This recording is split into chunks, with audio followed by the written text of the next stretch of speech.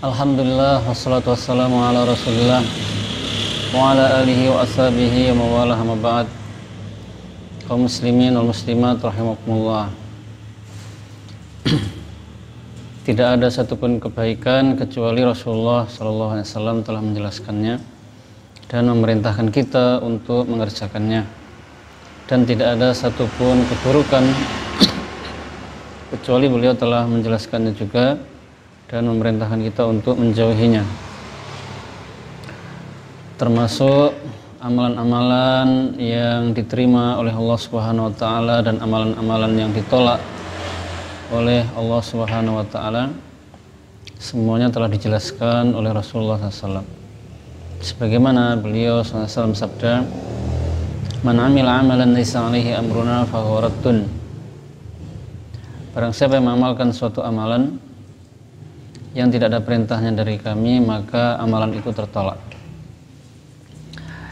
Di dalam hadis ini Rasulullah SAW mengabarkan kepada kita bahwasanya amalan-amalan itu ada yang diterima oleh Allah dan ada yang ditolak.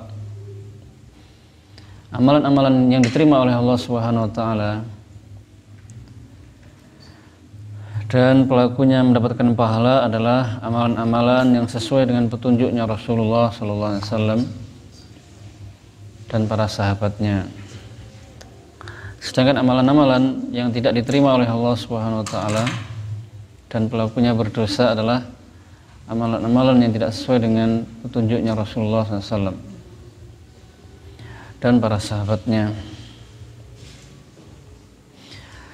Dan amalan-amalan yang tidak diterima oleh Allah Subhanahu wa taala, yang pertama adalah kebid'ahan dan yang kedua adalah kemungkaran-kemungkaran.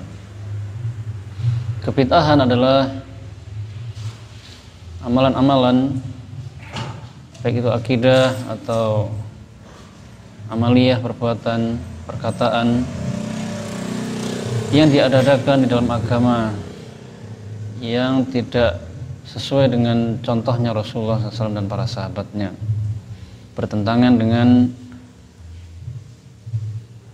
amalan dan ucapannya Rasulullah SAW dan para sahabatnya. Itulah bid'ah. Jadi perkara yang baru yang diadakan dalam agama yang tidak dicontohkan atau diperintahkan oleh Rasulullah SAW dan para sahabatnya. Rasulullah SAW sabda, "Iyyakum wa muhdatsatil umur fa inna kulla muhdatsatin bid'ah wa kulla bid'atin dhalalah wa kulla dhalalatin finnar." Jauhilah oleh kalian perkara-perkara yang baru dalam agama, karena setiap perkara yang baru dalam agama adalah bid'ah, dan setiap bid'ah adalah kesesatan, dan setiap kesesatan itu di neraka. Kemudian amalan-amalan yang kedua, amalan-amalan yang tidak diterima oleh Allah Subhanahu wa taala dan pelakunya berdosa adalah kemungkaran-kemungkaran dan kemaksiatan-kemaksiatan seperti membunuh, minum khamr, menggunjing, memfitnah dan yang lainnya. Maka hendaklah kita bersungguh-sungguh berusaha beramal dengan amalan-amalan yang sesuai dengan petunjuk dan contohnya Rasulullah SAW dan para sahabatnya, dan kita harus berusaha meninggalkan amalan-amalan yang tidak sesuai dengan petunjuknya Rasulullah SAW dan para sahabatnya, baik itu berupa kebid'ahan dan kemungkaran-kemungkaran serta kemaksiatan. Sungguh beruntung orang-orang yang taat kepada Rasulullah SAW dan selalu beramal dengan amalan-amalan yang sesuai dengan petunjuk dan contoh beliau atau tuntunan beliau.